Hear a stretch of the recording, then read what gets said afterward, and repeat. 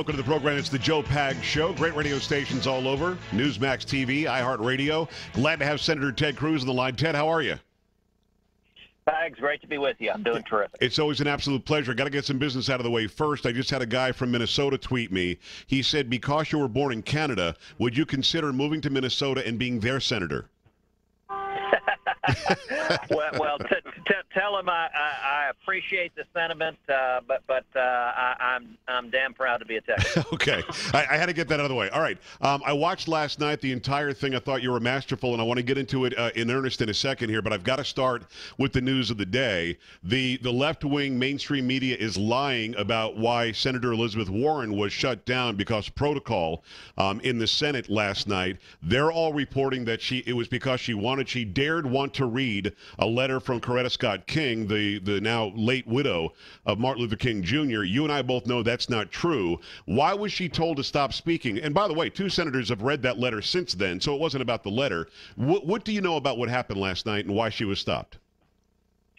Well, I'll tell you, I wasn't on the Senate floor last night when this all went down because I was right in the middle of the CNN town hall debate with Bernie Sanders on Obamacare, so I wasn't there for the battle.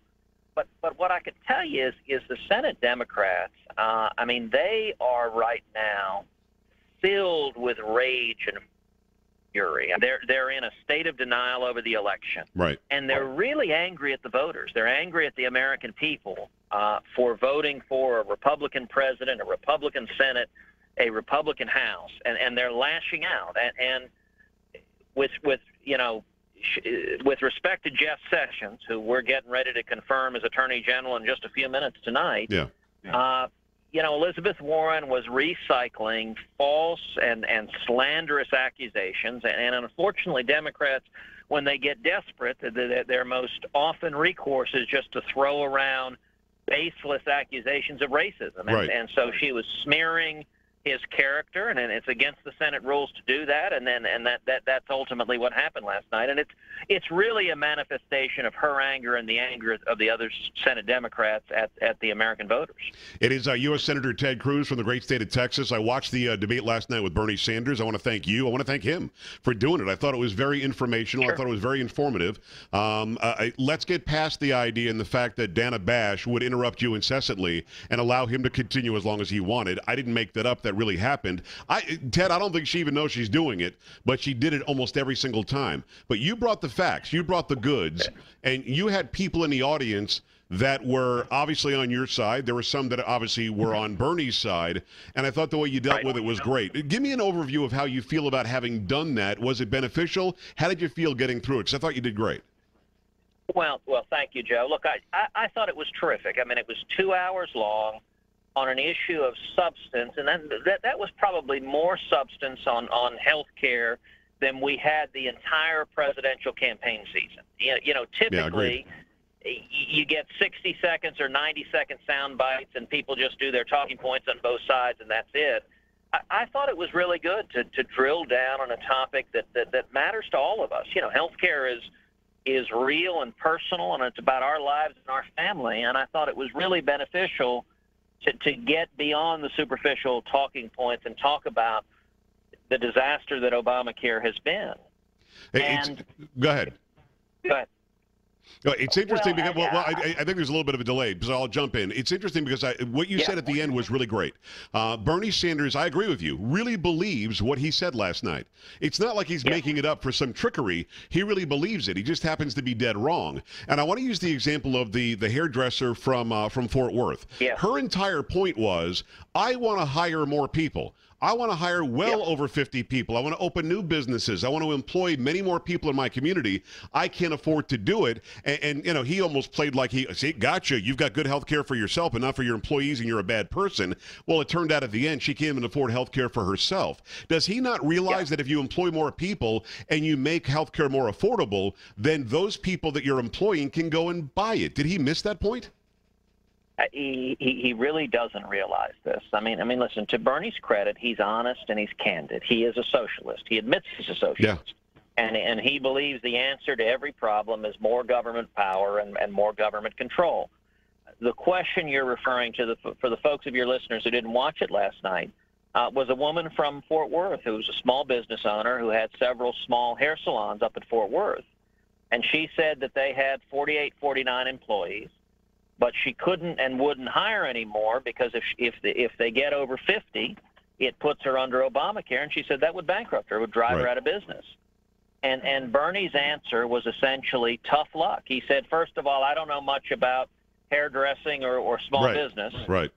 But he said, you need to provide health care to all your employees. And she said, well, if I do it, I'll go bankrupt. And he's actually okay with her going bankrupt, just to stick to his talking point, when reality is, why would you want her to go bankrupt? Those 48, 49 employees are out of jobs, and her expansion is squelched. And, you know, Joe, that exchange, I would encourage as many people as possible to watch just Bernie talking to that woman, because what became abundantly clear is when Bernie talks about the rich, and, you know, the Democrats love vilifying the rich as the evil rich, and they say, we're only going to raise taxes on the rich. He means her. Yeah. He means that small business owner with several hair salons trying to make ends meet. And you're right, he dismissively said, well, you have great health insurance. She says, no, I can't afford it for my family. It's too expensive. Right. That's who they consider the rich, and the plans, that's who Obamacare has hammered, is people who are struggling to make ends meet. And it's why we've seen people's premiums skyrocket, deductibles skyrocket. Right now, millions of people are getting less coverage, worse insurance, higher premiums, higher deductibles, and they can cover fewer doctors and less choice. It is a bad deal for the American people. And we were defrauded. The president himself, and you brought this up several times, said, like your plan, keep your plan. Like your doctor, keep your doctor. Save $2,500 a year. More people will be covered. You know, and it just turned out not to be true. I mean, that to me, and you hear Joaquin Castro say stupid things about impeaching Trump today, that to me was one of the impeachable things that Obama did, defrauding the American people, lying to us to cram this down our throats, you know, on Christmas Eve or something in 2009. And the result is Bernie Sanders still thinks, well, that's better than evil Ted and the evil Republicans and the evil rich who just want people to die. How do you combat, you know, the argument, and you did a great job with it last night, but how do you combat the constant Democrat argument and the far left argument that, emotionally speaking, Republicans don't care and would rather see you die than tax the rich more? Well, look, that is always their argument. They always claim that Republicans want to throw Granny from the cliff. In fact, during the debate, Bernie said that apparently I want all elderly people to die. He literally said that in the debate. I know. But, you know, what's interesting is we don't have to debate this in theory. We can see in practice how Obamacare has worked for the last 6 years. As you and I were just talking about, Obamacare was built on an edifice of lie. Right. President Obama promised the American people, if you like your plan, you can keep your plan. If you like your doctor, you can keep your doctor. Both of those proved not just a little bit wrong, but horribly, horribly, horribly wrong, as over 6 million people had their insurance canceled against their wishes. In fact, PolitiFact, which is a left-leaning liberal organization, labeled Obama's promise, if you like your plan, you can keep your plan, as the 2013 lie of the year.